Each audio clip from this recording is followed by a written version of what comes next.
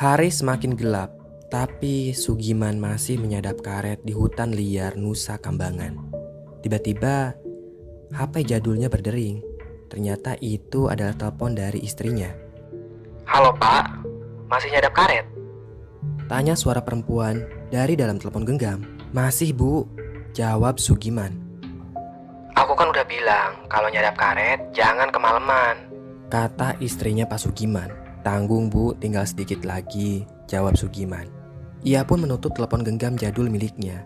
Ia malas mendengarkan ocehan istrinya yang sering marah-marah karena Sugiman sering pulang malam dari hutan. Di Pulau Nusa Kambangan ini, Sugiman dan istrinya adalah salah satu penduduk ilegal yang tidak punya KTP. Sugiman sengaja membawa istrinya ke Pulau Nusa Kambangan untuk nyadap karet. Memang betul kata istrinya itu.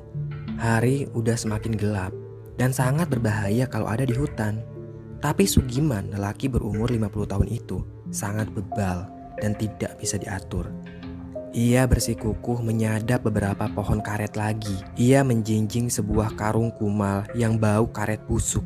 Saat dia mengiriskan pisau sadap ke batang pohon karet, tiba-tiba telepon jadulnya berbunyi lagi. Dengan kesal, ia langsung mengangkat telepon itu. "Iya Bu, ini mau pulang," sergah Sugiman tanpa menunggu lawan bicaranya. "Bu? Bu?" Sugiman memanggil-manggil istrinya. Tapi sama sekali tidak ada suara di sana. Sedangkan telepon masih terhubung. Sugiman.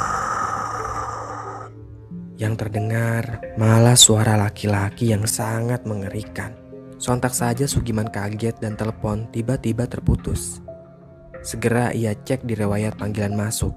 Tapi hanya ada satu nomor di sana. Ia menarik napas mencoba untuk tenang. Sugiman pun berjalan kembali ke pohon karet berikutnya. Sesampainya di sebuah pohon karet, ia terheran-heran lantaran getah karet di pohon itu menetes-netes seperti ada yang menyadapnya. Pada batangnya pun terlihat garis bekas pisau sadap yang masih baru. Sugiman yakin dia belum menyadap batang pohon karet itu. Lantas, siapa yang menyadapnya? Dan ketika ia periksa pohon berikutnya, lagi-lagi pohon itu seperti baru aja disadap. Ada bekas pisau di batang pohonnya. Sugiman benar-benar bingung siapa yang melakukan ini. Dan saat Sugiman berjalan ke pohon berikutnya, dia melihat ada sosok lelaki tanpa kepala sedang nyadap karet di sana. "Mbah Syukur!"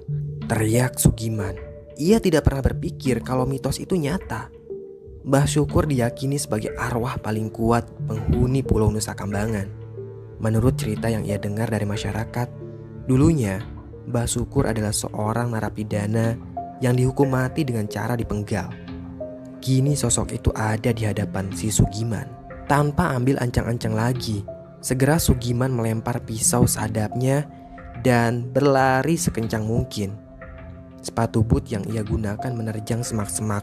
Bahkan tanaman nanas yang banyak durinya ia terjang begitu aja. Sekelilingnya gelap. Hanya cahaya senter di atas kepalanya yang menjadi satu-satunya penerang. Seketika Sugiman berhenti. Napasnya ngos-ngosan. Dadanya sesak. Bajunya basah oleh keringat. Tangan dan kakinya gemetar. Sugiman menoleh ke kiri dan kanan. Ia nggak tahu udah lari berapa kilometer.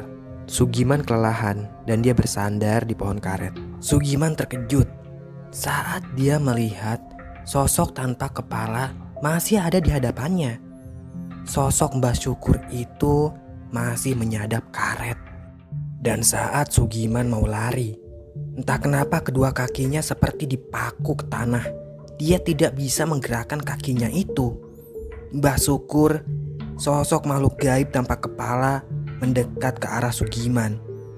Darah segar mengucur dari leher tanpa kepala itu. "Ampun Mbah Syukur, ampun." Entah apa yang dilakukan Mbah Syukur pada Sugiman, yang jelas Sugiman tak pernah ditemukan lagi dan hilang di hutan itu. Cerita tentang Roni, si narapidana.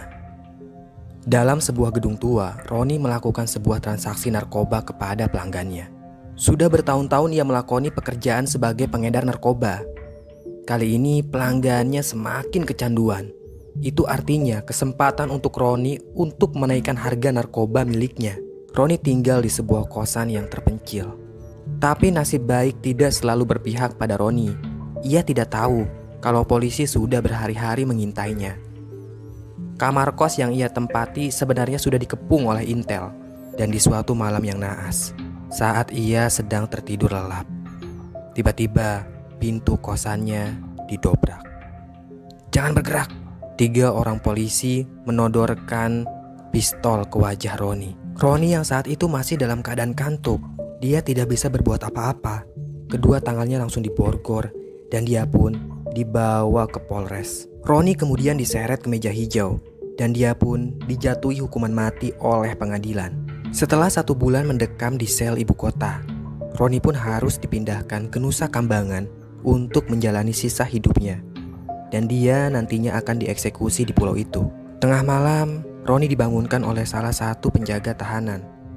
Kedua matanya langsung ditutup oleh kain hitam. Roni dimasukkan ke dalam mobil dan dia berangkat menuju dermaga.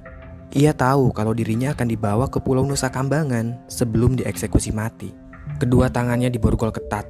2 orang polisi berbadan kekar menjaganya di sisi kiri dan kanan. Roni menyandarkan punggungnya ke kursi. Kapal mulai berjalan perlahan meninggalkan dermaga Wijayapura. "Berapa jam kita akan sampai, Pak?" tanya Roni pada salah satu polisi yang menjaganya. "Nggak nyampe 30 menit kok," jawab polisi itu. Roni melempar pandangan ke laut yang gelap. Hanya cahaya lampu kerlap-kelip terlihat dari perumahan warga di dermaga Wijayapura. Tidak sengaja, mata Roni melihat sebuah perahu kecil tanpa lampu bergerak mendekati kapal yang ia tumpangi. Ia terkejut bukan main saat melihat ada sosok tanpa kepala sedang berdiri di atas perahu itu. Pak, ada setan, Pak. Lihat, Pak," sergah Roni. Tapi pas petugas ngecek, perahu itu hilang entah kemana. Si Roni langsung merinding. Setibanya di dermaga Sodong, Roni dijemput sebuah mobil truk berwarna hijau yang bertuliskan mobil tahanan. Ia digiring masuk ke dalam mobil itu. Di perjalanan, ia melempar pandang keluar jendela mobil. Dan Roni kembali terkejut saat melihat sosok tanpa kepala berdiri di pinggir jalan. Ia kemudian memejamkan mata dan tidak mau melihat keluar lagi. Benar kata orang-orang, pulau ini memang banyak setannya. Malam semakin larut, Roni tiba di Lapas Batu, sebuah lapas untuk narapidana kelas kakap. 2 orang polisi berbadan kekar memegangi pundaknya dan mengawalnya menuju gerbang lapas. Di sana, Roni disambut 2 orang lelaki berperut buncit yang mengenakan seragam dinas lengkap dengan sepatu boot hitam. Saat gerbang itu dibuka, terdengar suara derit gesekan roda gerbang membuat ngilu di telinga. "Ya, masuk," suruh petugas berpakaian dinas. Langkah Roni terasa berat. Dia tidak menyangka kalau hidupnya akan berakhir di Nusa Kambangan.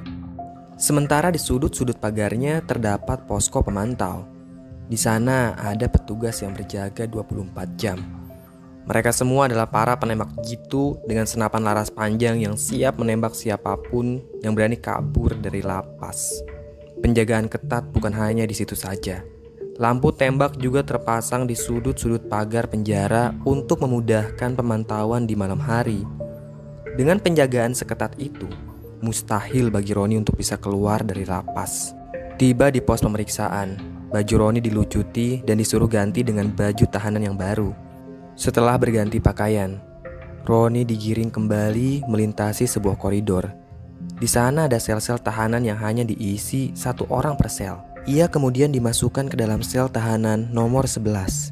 Dinding sel Roni terlihat tua dan catnya pudar. Ada bekas air hujan yang merembes pada dinding tersebut, sehingga kalau disentuh maka akan terasa basah di telapak tangan. Roni melangkah menuju wastafel. Ia menyalakan airnya dan melihat pantulan wajahnya di cermin itu. Wajahnya terlihat sangat kusut. Sungguh ia tidak pernah menyangka hidupnya sebentar lagi akan berakhir. Seketika saja ia teringat anak dan istrinya yang sekarang entah di mana. 5 tahun yang lalu ia menceraikan istrinya, juga menelantarkan anak-anaknya. Dan sampai sekarang Roni belum sempat menemui mereka. Roni tidak mau mati di sini. Dia pengen kabur. Pikir Roni lebih baik dia mati ditembak saat melarikan diri ketimbang menyerahkan nyawanya di hadapan regu tembak. Saat benak Roni sedang memikirkan cara untuk kabur, tiba-tiba aja ada setetes darah yang jatuh mengenai rambutnya. Ia terkejut lalu mendongak ke atas. Tapi tidak ada apa-apa di sana. Beberapa hari kemudian, akhir-akhir ini Roni heran dengan sel yang ia tempati. Dinding atasnya sering meneteskan darah ketika malam tiba. Sudah 3 hari dia harus membersihkan lantainya dari bercak darah. Darah yang menetes dari dinding atas itu adalah darah segar. Roni tidak tahu pasti apakah itu darah manusia atau hewan. Pernah suatu pagi ia menanyakan kejanggalan itu pada si penjaga tahanan, namanya Pak Rojak. Tapi jawaban Pak Rojak tidak memuaskan. Dia malah bilang, "Udah terima aja, kau kebagiannya sel itu." Di suatu malam, Roni sedang terbaring di atas tempat tidurnya. Ia masih memikirkan bagaimana caranya agar bisa kabur dari Nusa Kambangan. Tiba-tiba aja ada sekelebat wanita yang melintas di depan selnya si Roni. Dan pas Roni cek, sosok wanita itu menghilang. Ia benar-benar heran, dari mana wanita itu datangnya? Padahal ini kan sel laki-laki. Roni benar-benar ketakutan malam itu. Keesokan paginya, setiap jam 7 pagi, semua tahanan dikumpulkan di lapangan untuk mengikuti senam. Setelah itu, kegiatan selanjutnya adalah kerja bakti. Ada yang bertugas membersihkan taman, toilet, selokan, koridor, dan halaman belakang penjara. Roni selalu diberi tugas untuk membersihkan koridor penjara.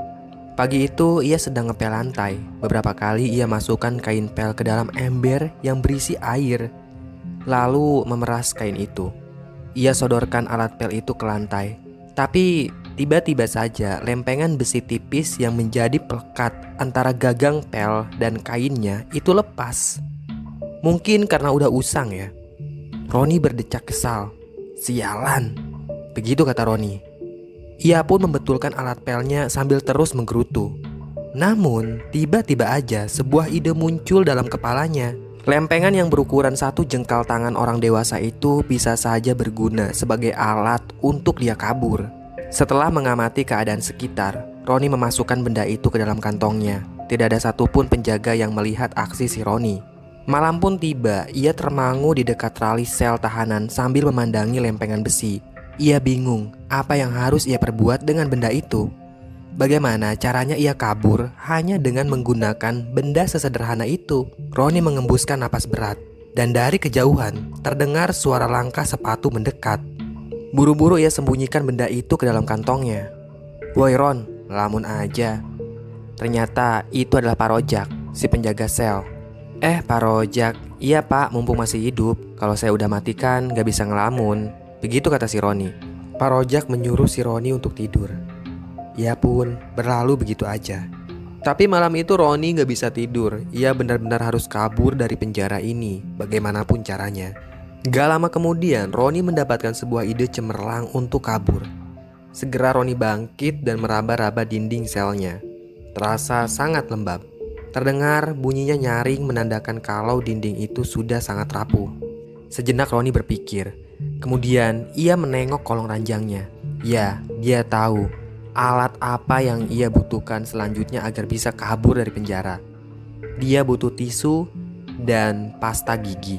Idenya Roni adalah dinding di kolong ranjang itu harus ia bobol menggunakan lempengan besi tipis yang ia punya. Tentu dengan cara menggesek-gesekkan lempengan itu ke dinding.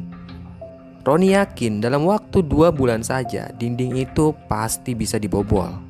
Ia tahu persis kalau dinding selnya langsung tembus ke halaman belakang penjara. Dan lubang itu akan ia sumpal dengan tisu. Lalu akan ia olesi dengan pasta gigi agar warnanya membaur dengan dinding. Sehingga saat ada pemeriksaan sel, petugas tidak akan curiga. Beberapa hari kemudian, ia berhasil mendapatkan sebuah tisu dan pasta gigi. Ia mendapatkannya dari si Jumianto. Setiap malam saat penjaga sedang lengah, ia menggesek-gesekkan lempengan besi tersebut ke dinding. Kemudian menutupnya dengan tisu yang sudah diolesi pasta gigi. Sialnya, benda yang ia gunakan untuk membobol dinding tidak sanggup lagi menggapai permukaan lubang yang ia gali. Lalu diikatkannya lempengan besi itu dengan sebuah potongan kayu yang ia temukan saat kerja bakti. Usahanya berhasil. Alatnya sekarang bisa menyentuh permukaan dinding. Setelah hampir 2 bulan menggali dinding, akhirnya dinding itu bisa dibobol. Roni hanya tinggal menunggu waktu yang pas untuk melarikan diri. Ia sudah memikirkan matang-matang rencana ini, dan ia yakin pasti berhasil. Sehari sebelum beraksi, Roni sudah mengamati halaman belakang penjara.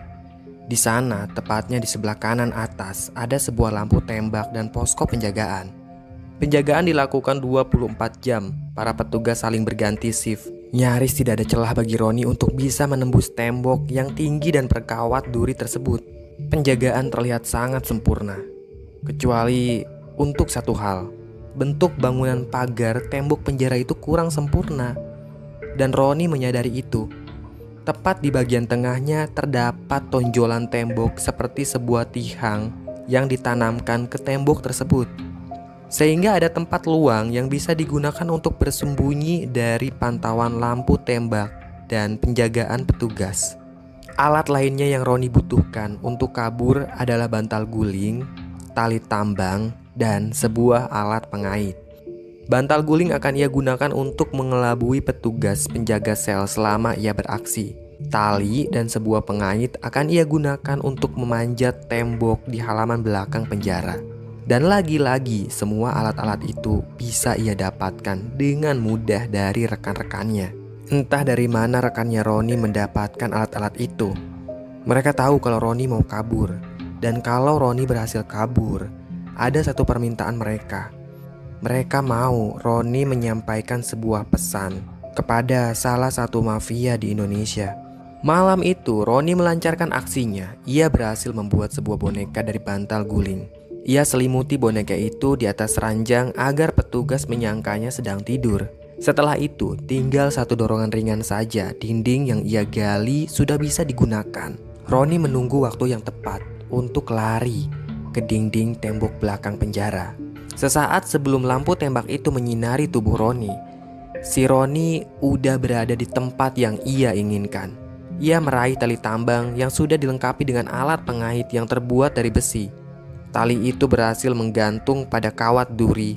Roni menarik-narik tali itu, memastikan kalau kaitannya cukup kuat untuk dia panjat. Perlahan, Roni mulai memanjat tembok pagar tanpa diketahui petugas. Ini adalah pertaruhan hidup dan mati.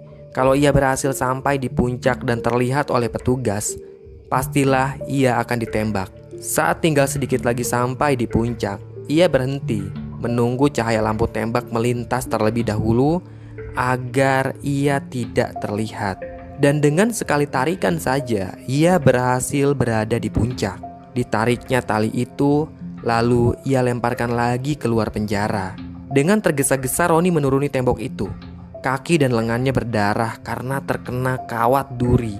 Belum ada satupun yang tahu tentang pelariannya. Ia mengendap-endap di antara semak-semak, lalu masuk ke dalam hutan. Roni berlari secepat yang ia bisa. Entah kemana arahnya, yang penting menjauh dari lapas. Sekitar 30 menit setelah Roni berhasil kabur, bunyi bel darurat yang berasal dari lapas terdengar nyaring. Petugas sudah menyadari kalau Roni melarikan diri. "Ayo, gerak cepat!" suruh kepala lapas pada anak buahnya. "Siapa? Telusuri semua hutan, tangkap dia secepat mungkin," kata kepala lapas. Dia benar-benar marah karena ada narapidana yang kabur. "Siapa?" jawab para anak buahnya kompak sambil memegang senjata laras panjang. Malam itu juga mereka menyebar ke segala arah. Anjing-anjing pelacak dikerahkan. Para petugas bersenjata siap meringkus Roni dan membawanya ke tiang kematian. Kejadian itu terjadi sebulan sebelum Roni dieksekusi mati. Dan hal itu benar-benar membuat kepala lapas sangat marah. 2 hari berlalu dan Roni belum juga ditemukan. Lelaki itu masih berkeliaran di hutan Nusa Kambangan. Kondisi tubuhnya semakin lemah. Sepanjang pelariannya, ia hanya memakan biji-biji kopi mentah yang ia petik sendiri dari pohonnya. Sementara untuk air minum, dia hanya mengandalkan embun yang menempel pada dedaunan.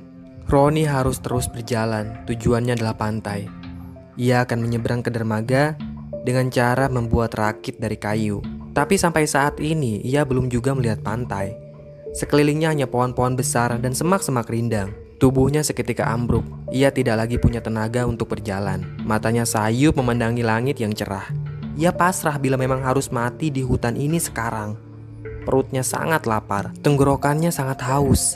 Dan saat ia terkapar, tiba-tiba terdengar suara langkah seseorang. Ingin sekali Roni bangkit dan lari, tapi tidak bisa. Langkah itu semakin mendekat. Suara daun-daun kering terinjak terdengar dengan jelas. Ternyata yang muncul adalah seorang nenek. Ia memperhatikan Roni yang terkapar tak berdaya. Nenek itu memicingkan kedua matanya. Si nenek itu membaca tulisan yang ada di baju si Roni. Nenek itu kaget saat menyadari kalau si Roni ini adalah tahanan penjara Nusa Kambangan. Segera nenek itu kabur ketakutan. Ia tidak mau ada masalah dengan para penjaga lapas. Kedua mata Roni berkedip-kedip. Ia sangat kelaparan. Biji-biji kopi yang ia makan tidak bisa mengganjal perutnya. Roni tidak tahu berapa lama lagi dia bisa bertahan hidup. Namun kali ini sebuah keberuntungan berpihak kepadanya. Tanpa disangka-sangka, seekor kelinci melompat lalu hinggap di atas dada si Roni. Pelan-pelan Roni mencoba untuk menangkapnya dengan kedua tangan. Dan dengan sekali percobaan saja, kelinci itu berhasil ditangkap. Si Roni bersandar ke batang pohon karet. Ia memegang erat kelinci itu. Lalu Roni mencekik leher kelinci itu sampai mati. Beberapa ranting dan dedaunan kering ia kumpulkan. Sebatang kayu digesek-gesekkan pada permukaan kayu lainnya agar mengeluarkan api. Tidak butuh waktu lama, asap mulai mengepul, arang pun terbentuk. Roni tersenyum lantaran ia berhasil membuat api. Kemudian kelinci itu ia panggang bulat-bulat. Malam pun tiba, Roni masih duduk bersandar di bawah pohon karet. Dia benar-benar kenyang setelah memakan seekor kelinci yang berukuran besar. Entah dari mana asalnya, tiba-tiba saja ia mendengar gemuruh suara kerumunan orang. Roni terkejut dan langsung berdiri. Itu pasti para polisi yang sedang memburunya. Roni mencoba untuk mencari tahu dari mana datangnya suara gemuruh itu. Dan benar saja, ia melihat kerumunan orang itu seperti pasar malam. Sebenarnya, ia takut kalau yang ia temui itu adalah pasar hantu. Tapi di sisi lain, bisa saja Pulau Nusa Kambangan ini memang benar-benar sudah ada penduduknya. Roni memberhentikan langkahnya. Ia membuka bajunya, lalu memakainya dengan cara terbalik agar tidak diketahui kalau ia adalah tahanan yang kabur. Pasar malam tampak ramai sekali. Ada sepasang kekasih yang sedang bahagia memandangi gemerlap komedi putar. Ada anak kecil dan ayahnya yang sedang asik bermain tembak boneka beruang. Juga ada pedagang gulali yang ramai dikerumuni pembeli. Walau pasar malam itu ramai, tapi tidak ada satupun yang melirik Roni. Hingga saat ia melewati sebuah kedai permainan memanah boneka. Seorang lelaki memanggilnya. "Mas, mau coba main?" Tanya seorang lelaki kurus sambil tersenyum ramah. "Saya tidak punya uang, Mas," jawab Roni. "Ah, sini gratis aja nih," kata laki-laki itu. Roni mendekat, sebuah busur panah disodorkan kepadanya. Ia mengambil anak panah yang tergeletak di atas meja. Dengan penuh konsentrasi, ia membidik sebuah boneka kelinci. Tapi sayangnya, anak panah itu melenceng. "Wah, kurang beruntung," kata pemilik kedai itu sambil tertawa. Roni pun tersenyum. Setidaknya permainan itu sudah membuatnya terhibur. Kemudian Roni bertanya pada si penjaga kedai. "Oh ya Mas, memangnya di sini ada perkampungan ya?" tanya Roni. "Iya tuh, di sana." Lelaki itu menunjuk ke arah kanan. Dan benar saja, di sana ada perkampungan warga. Roni semakin yakin kalau orang-orang ini bukanlah hantu. Roni pun berjalan perlahan masuk ke perkampungan itu. Di sana sangat sepi. Mungkin karena ada pasar malam, jadi warga kampung berbondong-bondong datang ke pasar malam itu. Lampu-lampu di depan rumah warga menyala dengan terang. Perkampungan itu terlihat sangat aman dan damai. Saat Roni sedang memperhatikan sekitarnya, tiba-tiba suara seorang wanita memanggil dari belakang. Roni membalikkan badan. Ia melihat seorang wanita muda yang umurnya mungkin saja 20 tahunan. Parasnya cantik, kulitnya putih, rambutnya sebahu. Wanita itu mengenakan kaos oblong berwarna putih dan celana jeans biru. "Iya," sahut Roni. "Kok enggak ke pasar malam? Lagi seru loh," kata wanita itu. "Oh, tadi udah," jawab Roni dengan gugup. Roni heran kenapa tiba-tiba wanita itu sok kenal. "Aku baru lihat kamu di kampung ini. Kamu orang mana?" tanya wanita itu. "Itu aku orang seberang, ya seberang. Dari Cilacap," Roni menjawabnya terbata-bata. "Hah? Cilacap? Jauh banget nyampe sini." "Kenalkan, aku Elena. Ia menyodorkan tangannya untuk bersalaman. "Baru pertama kali di sini ya?" tanya wanita itu. "Iya, baru kali ini." "Kalau gitu, mau nggak ke rumah aku?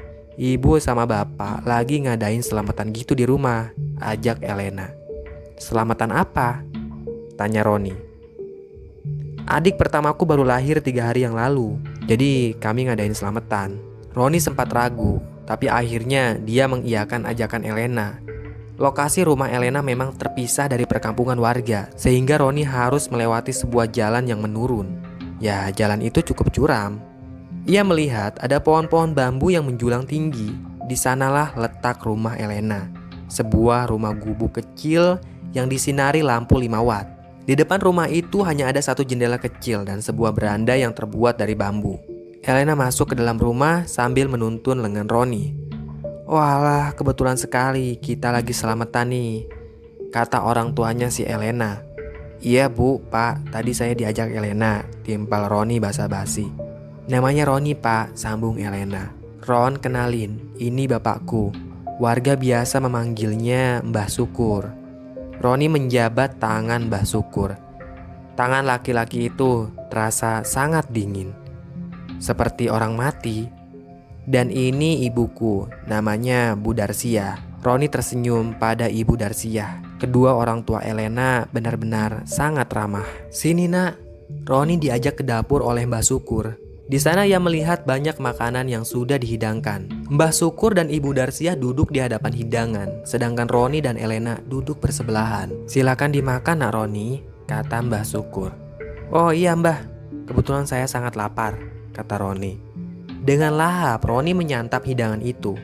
Usai makan, mereka mengobrol banyak hal. Dari mulai awal mula kedatangan keluarga Mbah Syukur di Pulau Nusa Kambangan, hingga soal pasar malam yang setiap bulan selalu digelar. "Oh ya mbah, ini namanya kampung apa ya?" tanya Roni. "Pasir Putih, pendahulu kami yang menamainya." Yang jawab malah si Elena. "Diminum tehnya nak." Ibu Darsia menyuguhkan segelas teh dan secangkir kecil madu. "Iya bu, terima kasih." Roni tersenyum dan meraih secangkir teh hangat. "Sebenarnya apa tujuan nak Roni datang ke Nusa Kambangan?" tanya Mbah Syukur. "Oh, tujuan saya cuma berwisata saja mbah. Soalnya banyak yang bilang kalau Nusa Kambangan ini adalah pulau penjara. Jadi saya sangat penasaran." Begitu kata Roni. "Oh begitu ya." Mbah Syukur menyeruput secangkir kopi. "Oh ya bu, boleh nggak kalau Mas Roni nginep aja di rumah kita untuk malam ini? Kasihan dia, tadi saja kayak orang nyasar di kampung," kata Elena sambil menatap ibu bapaknya. "Tentu saja boleh," kata Mbak Syukur sambil tersenyum. "Kebetulan ada kamar kosong di rumah ini," lanjutnya. "Terima kasih ya, kalian baik banget, saya jadi nggak enak." Roni tersipu malu. "Gak apa-apa mas, kami jarang kedatangan tamu kok." "Betul itu mas, jarang sekali orang yang mau bertamu ke rumah kami," kata Bu Darsia. Malam itu obrolan ditutup dengan secangkir teh hangat. Roni pergi ke kamar. Di sana ada kasur yang sangat empuk dan nyaman. Bantalnya wangi, seperti baru saja disemprot pengharum. Ada selimut tebal yang sangat nyaman digunakan. Roni mematikan lampu lalu membenamkan diri di kasur. Ia tidak menyangka di tengah hutan seperti ini bisa menemukan keluarga yang sangat baik hati seperti Elena. Untuk sementara, ia bisa sembunyi di rumah ini dari kejaran petugas. Perlahan, Roni mulai memejamkan matanya. Suara dengkur Mbah Syukur terdengar dari kamar sebelah. Besok pagi, dia akan menanyakan jalan menuju pantai lalu pergi dari kampung ini. Keesokan paginya, entah apa yang terjadi, Roni mendapati dirinya terbaring di atas dedaunan kering, tepatnya di bawah pohon beringin. Seekor kalajengking merayapi wajahnya. Ia berteriak ketakutan. Masih melekat di ingatannya kalau semalam dia menginap di rumahnya Elena. Tapi kenapa tiba-tiba ada di hutan kayak gini? Kemana mereka? Di mana kampung Pasir Putih? Semuanya lenyap. Di sekeliling Roni hanya ada semak-semak dan lumpur liar setinggi 1 meter. Ia juga melihat pohon-pohon yang sangat besar dan sebuah tiang yang ada bercak darahnya. Roni nggak tahu kalau saat ini dia lagi ada di lembah. Itu adalah lembah tempat orang-orang dieksekusi mati. Ya, apalagi kalau bukan lembah Nirbaya. Roni masih kebingungan dengan apa yang terjadi dengannya. Ia kemudian mendekati sebuah tiang yang terdapat bercak darah kering. Ia menduga kalau tiang itu digunakan untuk eksekusi para terpidana mati. Bulu kuduknya merinding. Ia segera menjauh dari lokasi itu. Secepat mungkin ia harus menemukan pantai agar bisa menyeberang ke dermaga Wijayapura. Malam pun tiba, tapi Roni belum juga menemukan pantai. Ia bahkan merasa semakin tersesat di hutan Nusa Kambangan. Dari kejauhan terdengar langkah kaki yang mendekat. Roni bersembunyi di balik pohon. Ia melihat ada seorang laki-laki yang dikawal oleh para petugas. Lelaki itu diborgol dan dia disuruh berdiri di depan sebuah tiang. Roni mengintip mereka dari balik pohon. Ia melihat laki-laki itu disuruh berdiri di depan tiang. Ada 5 petugas yang membawa senapan laras panjang. Roni yakin kalau mereka akan mengeksekusi mati orang itu. Dan tanpa basa-basi lagi, para penembak jitu itu langsung menembak si narapidana tepat di dada kirinya. Narapidana itu pun mati begitu saja. Melihat kejadian di depannya, Roni benar-benar begitu ngeri dan dia langsung pergi dari sana. Tapi sialnya saat Roni mau melarikan diri, dia malah menginjak sebuah ranting dan terdengar oleh para petugas. Roni ketahuan, dia pun dikejar oleh beberapa petugas yang memegang senapan laras panjang. Beberapa kali polisi udah melesatkan tembakan peringatan, tapi Roni tidak mau berhenti. Lalu salah satu petugas pun menembak tubuh Roni. Dia terkapar tak berdaya dan mati begitu saja di sana. Nasib Roni pun berakhir di Pulau Nusa Kambangan. Sebenarnya Roni tidak pernah bisa kabur dari pulau itu dan dia tidak akan pernah bisa menemukan pantai. Hal ini karena Mbah Syukur, roh terkuat di Pulau Nusa Kambangan yang selalu menyesatkan langkah Roni agar dia tidak bisa menemukan pantai. Setiap kali Roni berlari, sebenarnya dia hanya berputar-putar di satu tempat aja. Roni hanya berputar-putar di lembah Nirbaya, lembah yang menjadi tempat terakhirnya di dunia. Selesai. Terima kasih udah dengerin cerita horornya dari Mbah. Tunggu kisah-kisah lainnya ya. Tetap sehat dan salam merinding.